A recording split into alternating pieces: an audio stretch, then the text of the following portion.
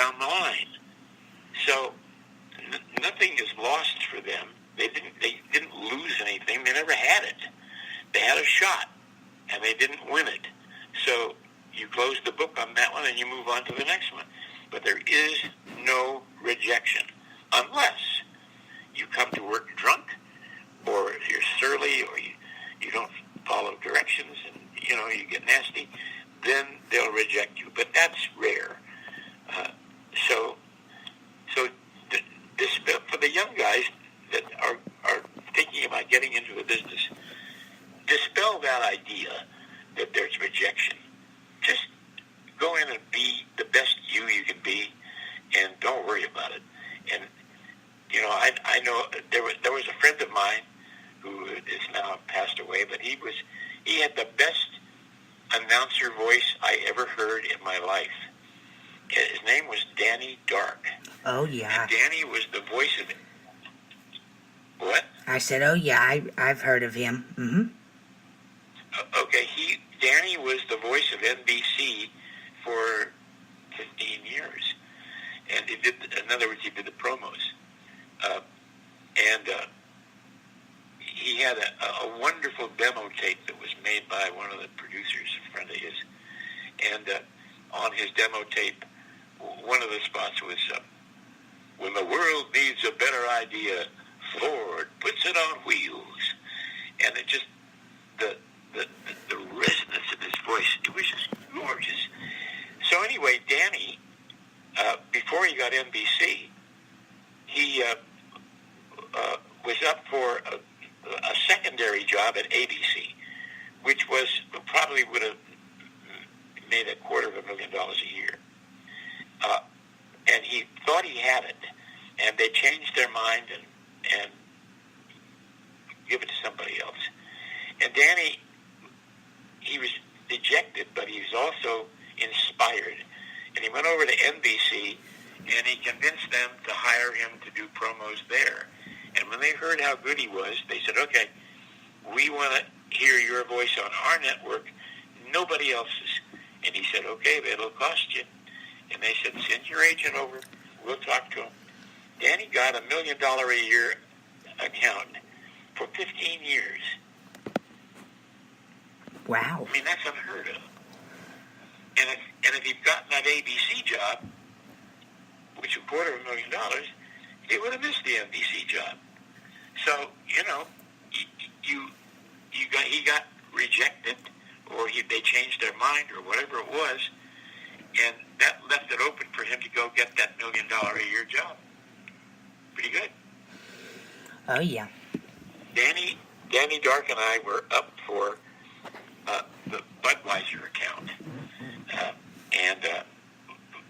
We know, my wife and I know the guy who was the creative director of Budweiser at that time. And we had lunch with him at the Ivy restaurant here in Los Angeles for lunch. And in the middle of the lunch, he said, you auditioned for me for Budweiser. And I said, yeah. And he says, boy, you want to see how close you came to getting it? And I said, yeah. And he took my coffee cup and he moved it about 1/4 of an inch. And he said, now do you want to know how much money you didn't make? And I said, my wife said no. And I said, yeah, how much? And he said, well, Darren McGavin, the actor, had the account for several years before that. He had $1 million guarantee, and every year he exceeded the guarantee. He said, but there were 8 guys in the room. 7 of them wanted you. 1 of them wanted Danny Dark. But the guy who wanted Danny was the boss, and he overruled the rest of them, and I lost the account. I mean, didn't lose it. I just didn't get it. Danny got it.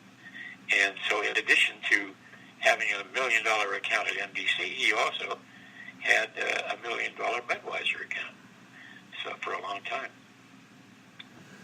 But he was extraordinary. Yeah, I've researched about him. He was one of the greats. Yeah. Yeah, he was from Oklahoma, and he always said, I was just a dumb Okie that got lucky. So, anyway. Yeah. Well, you What can. else you want to know, Trey?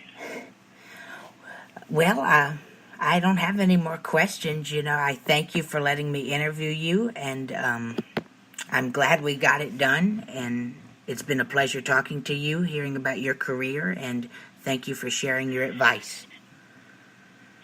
Well, thank you. I've never talked this long through an elf before without sitting on his lap or something. How tall are you? I'm 5'2", 5'2" and 2 inches. Really? You're elf size. 5'2". What do you want to be if you ever grow up?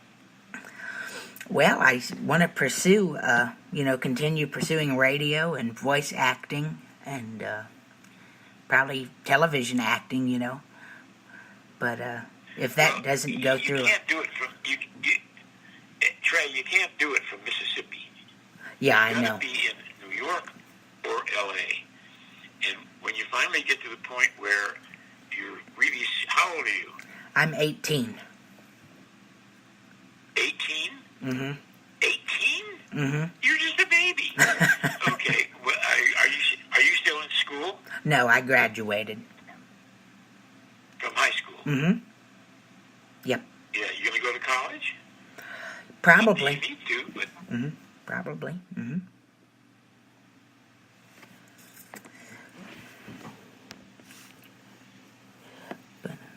Are you still there?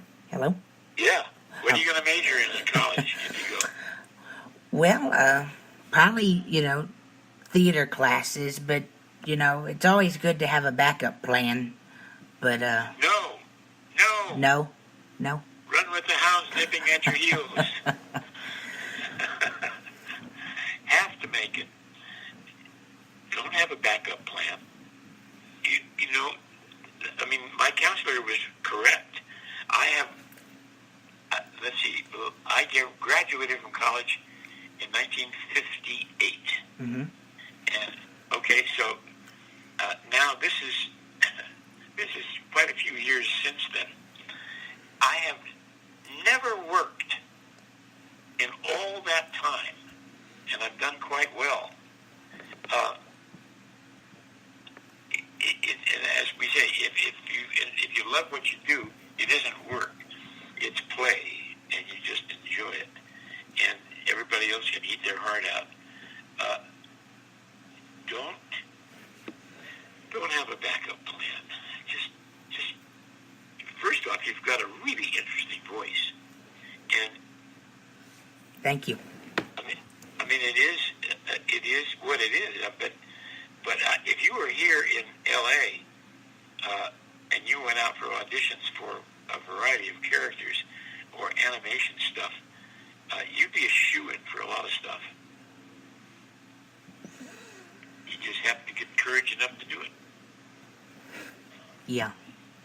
Only you can get started, and you have to have confidence in yourself and, like you said, I have to go to L.A. or New York, because...